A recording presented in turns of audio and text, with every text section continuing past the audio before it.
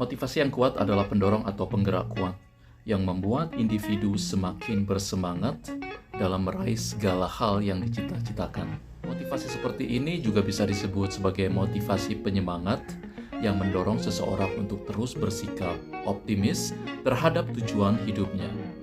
Lalu, benarkah motivasi yang kuat dapat membantu kita untuk meraih kesuksesan hidup?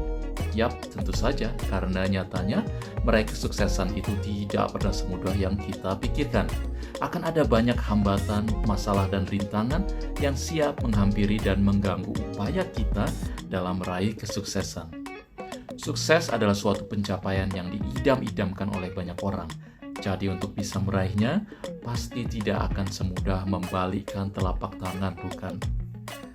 Tapi ternyata motivasi yang kuat saja tidak cukup menjadi kunci sukses dalam hidup. Mengapa motivasi intrinsik tidak akan cukup mendorong kita untuk meraih tujuan dan kesuksesan?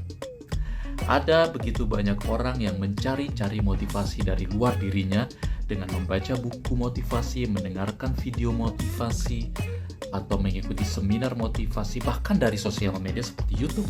Ada begitu banyak likes yang diberikan di setiap video motivasi dengan berbagai komentar yang beragam. Namun, motivasi dari luar atau motivasi intrinsik saja tidak akan cukup untuk membantu kita dalam meraih tujuan hidup yang diinginkan. Faktanya, motivasi intrinsik hanya akan bertahan dalam jangka waktu yang pendek saja. Maknanya masih ada peluang yang besar bagi kita untuk tiba-tiba merasa demotivasi atau tidak peduli kembali dengan tujuan hidup yang ada. Nah loh, jadi apa yang harus kita lakukan? Dalam hal ini kita memerlukan motivasi intrinsik, yaitu motivasi dari dalam diri yang bersifat jangka panjang. Ketika kita termotivasi oleh apa yang ada di dalam diri kita, maka kita akan semakin terdorong untuk meraih segala tujuan yang diinginkan.